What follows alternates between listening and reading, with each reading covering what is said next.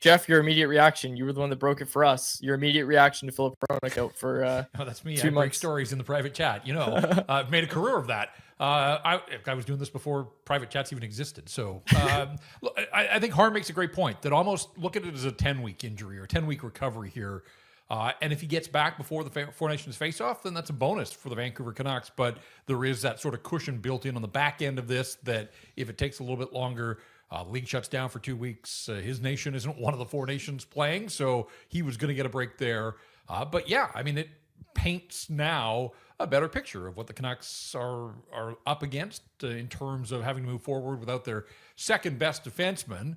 And this road trip has shown that it's not going to be easy, that they've found ways to grind out victories. They haven't all looked pretty. They've won at the margins, and all these close games, they're finding ways to get by, but they're also going to face stiffer competition. I mean, there's a stretch in the month of January there where they face a whole bunch of top teams all in a row, most of them out on the road. That's going to be really difficult. And you might be able to get by in Boston and win 2-0 on the back of Kevin Lankinen because the Bruins can't score. There are teams out there that can score. And if they play like they did against the Bruins, they're probably not going to win that game very often. But take those 2 points, and good on Lankinen. He was terrific.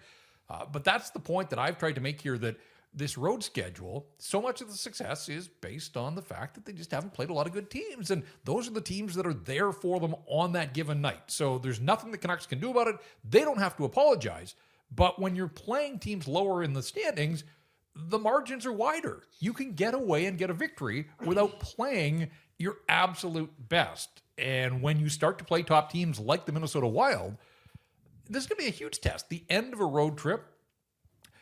Kirill Kaprizov leads the NHL in scoring, so I'm really fascinated how John Hines is going to work the matchups there.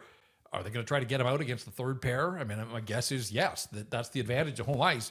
Well, Vinny Desharnais was on the ice for all 4 Detroit goals the other day in 13 minutes of ice time. Like, that's a concern. It is. But that's also the reality for the Vancouver Canucks. But as much as containing Kaprizov is going to be a challenge, I'm way more interested to see what the Canucks do to try to break down the stingiest defensive team in the National Hockey League with one of the top goaltenders. Like, this Minnesota team just gives up nothing. And so that's going to be a real challenge. So if the Canucks get power plays, they're going to have to find a way to strike. And they've done a really good job of that on the road trip here.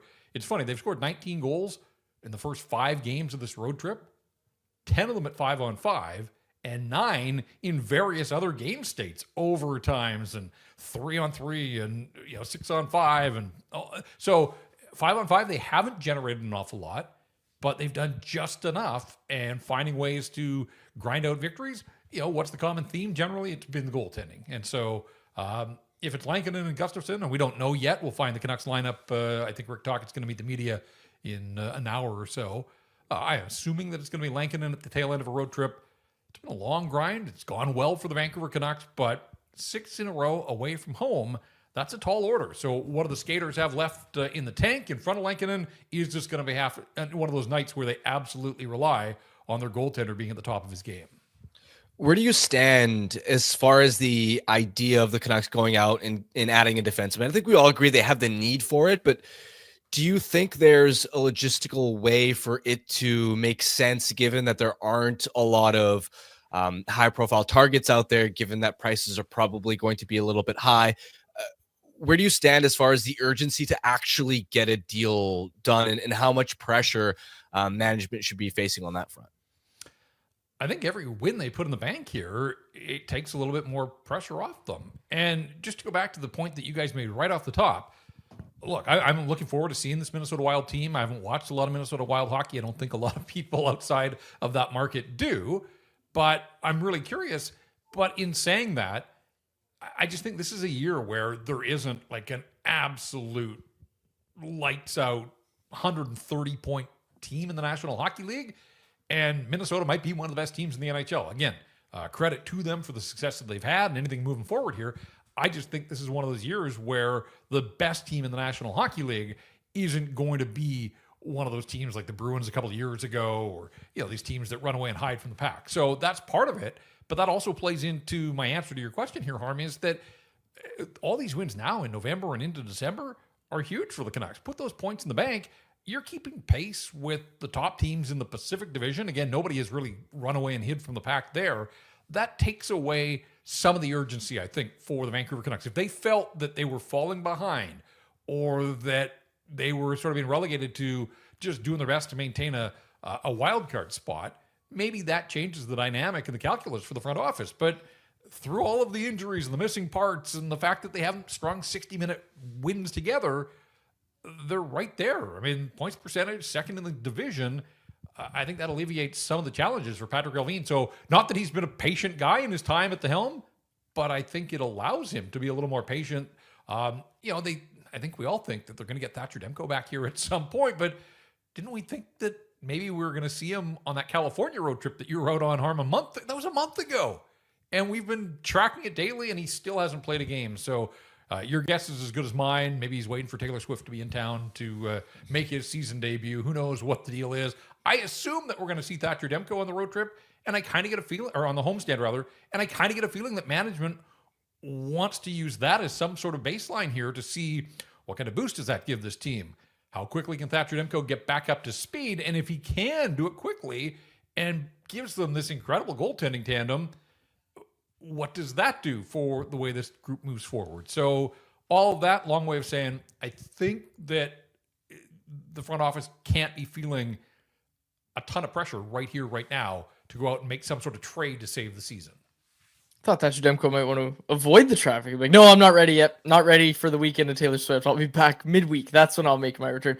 Jeff, speaking of the Canucks returning home, we know the road record. We know the home record, how different they are, 3-5-3 at home, 10-2-0 on the road. Thatcher Demko is going to help this, you would assume, naturally. But it's the subject of our poll question today. Like, do you think that the Canucks can start to find some success at home here in the month of December? Yeah, I'm going to sort of temper my expectations for Demko. Like, this guy's played 3 hockey games in 9 months. So this idea that he's going to wear a cape and just jump back in, I think everybody has to. And he himself kind of warned against that when we talked to him at UBC the day before they went out on this trip, that he said, like, I have to understand in my own mind that it's not going to be perfect. So as far as the home record goes, here's an idea. Jake DeBrusk, maybe score a goal at Rogers Arena. Like, honestly, like, you think of the guy's been this incredible difference maker in the month of November and now into December, away from home, all 10 of his goals coming out on the road. It would help. Like, why haven't they won at home? Well, some of their best players haven't done an awful lot at Rogers Arena, and Jake DeBrusk is right up at there. I mean, it's hard to figure out why, and hopefully he comes back with a boatload of confidence and is feeling better, and maybe there isn't as much pressure on him. But yeah, I mean, at some point he does have to score. He's being paid to score at both home and on the road. So at some point he's got to find a way to contribute. I think the level of competition, they've played some good teams. That's part of it. I don't think the Canucks' best players have been anywhere close to the best players. Artur Silovs has had a couple of absolute stinkers, but he also showed that he's capable of having a bad game out on the road, as he did in Pittsburgh last week. But yeah, I mean, through it all, they just have to buckle down. They've got to find a way to start games better for the most part, although the last home game, Quinn Hughes scores 34 seconds in against the Rangers. Can't ask for a better start than that, and they still found a way to flush that one. Played reasonably well, but not well enough to win. And look what's happened to the Rangers since then. So, yeah, I'm like everybody. I'm curious to see. But they have had the first 2-game homestand. They probably should have won both those games. They didn't. That's in the past now. This past 6-game homestand, though, it reached embarrassing. I mean, Rick Tocchet's apologizing to the fan base and saying, I got a coach, like things that we just haven't heard from a Vancouver Canucks head coach in a while. Hopefully that's the low water mark, and it gets better from here for the Canucks, but they can't worry about home right now, Dave. They got one more to go out on this lengthy road trip, and I don't know what you guys like. It feels, and I guess geographically it makes some sense, but it feels like the Canucks finished so many road trips, long road trips in Minnesota, trying to get a game in the Central Time Zone to just kind of take some of the edge off being out east for so long as they worked their way back home. But they have 4 wins in their last 17 games at XL Energy Center. It has been a house of horrors, and I think that's part of it. They roll in there at the back end of these lengthy road trips and just don't have anything left to put on the table. Elias Pettersson's got 10 points in his last 6 games, but is there, like, what are you noticing from him, and is there even another level for him to reach, not production wise, but as far as driving play, particularly at 5-on-5? Yeah, and I think he's getting there. Better than a point a game in the month of November. 3 assists, 3 primary helpers the other day in Detroit. Love the fact that he takes on Justin Holl one-on-one on the entry on the power play. We haven't seen that in forever. Like, I don't think we've seen Elias Pettersson try and dangle a guy one-on-one. That tells me that confidence is ramping up there, and he just about got him, and all Holl could do was, put the wraps on him, take a penalty. Now all of a sudden 5-on-3, and that led to the Canucks' first goal. So Petey got an assist on it, but he kind of gets 2 assists because he draws the penalty that puts them up the 2-man advantage. And then in overtime, I just love the stretch pass from Quinn, the entry, and then as he cuts to the middle, draws the defenders to him, creates just enough space, and leaves the pass for DeBrusk. My goodness, that shot by Jake DeBrusk. I'm not sure enough was made of that to win the game and call ball game. But yeah, a 3 assist night for Elias Pettersson. That used to be an average night for him on a lot of games, but we haven't seen him that productive. But starting to see the multi-point games return, and the fact that all 3 were primary assists, yes, I mean, he is starting to find a way to leave fingerprints on the score sheet. So it's not just a play here and a play there. We saw that earlier in the season. Like, now his plays are having tangible benefits that puck's winding up in the net for the Vancouver Canucks. So, yeah, I mean, outside of Quinn Hughes and Jake DeBrusk, I think Petey's right there in the conversation, along with Lankinen and Garland, best performers on this road trip, certainly when they needed those kinds of players to step up. So it's good to see, and hopefully there's more of that in the days and weeks ahead. Jeff, you wrote 3 whole articles at Canucks Army on Monday. We're putting you to work. Had a nap late in the day. I can't decide if I want to ask you about unsung hero or Quinn Hughes ice time. So let's start with unsung hero. Who is the Canucks unsung hero this season so far? Well, I tried to make the point that it's Erik Brannstrom because nobody talks about this guy. And it's hard to define unsung hero in a market like Vancouver, where every play and every player is dissected 1,000 ways. I got absolutely roasted in the comments at Canucks Army, though. Like, everybody unanimously saying it's Pius Suter. And I've got lots of time for that. I mean, this is a guy that's wasn't ready for the season opener, lost his job to Atu Ratu for the first couple of games, was bumped to the wing on the 4th line, and, had a share of the team lead until DeBrusk scored the overtime winner, but has scored in 3 straight games now. The confidence of that shot, the breakaway in Buffalo, and then the other day as well, like, who is this guy? That's not a Pius Suter that I've recognized in his time in Vancouver, but it's a welcome addition to everything else that he does well. I mean, he's just a guy that goes about his business quietly, so smart. You hear that from coaches. They appreciate low-maintenance players like that. So, at the end of the day, Pius Suter probably is the unsung hero if it's fan voting, and the fans are going to have their say. Award isn't handed out to the end of the season, so he's still got some work to do. But I just look at Brannstrom. When you think of the disarray of the depth defenders in the Vancouver Canucks, the way he's come in, scores the tying goal the other day that sends the game to overtime, has a game winner and a game tire among his 3 goals, 7 points in 20 games. I mean, it's not going to challenge for the league lead in scoring from defenders, but it's 7 points and some timely goals.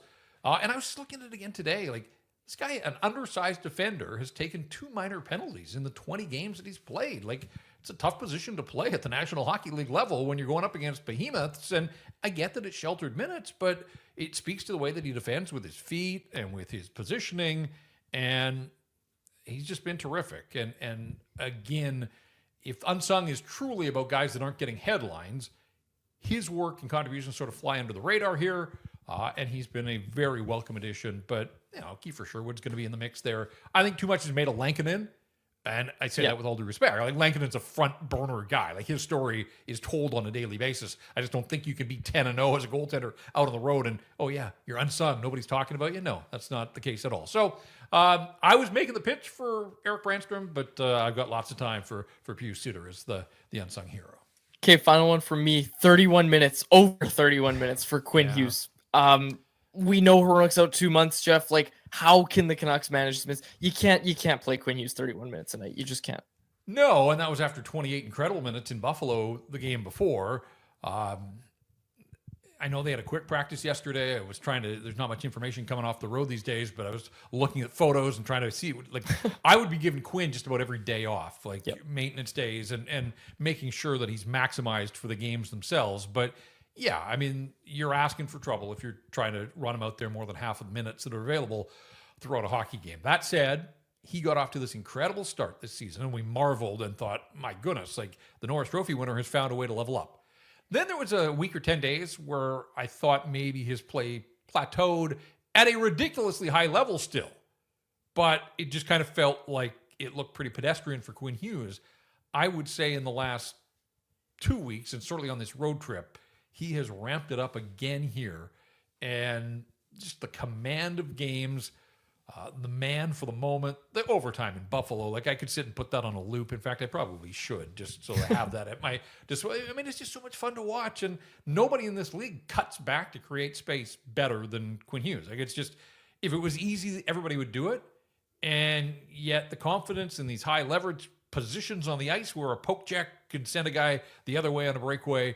But he's just so supremely confident. And the whole overtime in Buffalo was all about that. And then finally finds Garland to do the spinorama in the blue paint and tap it in. I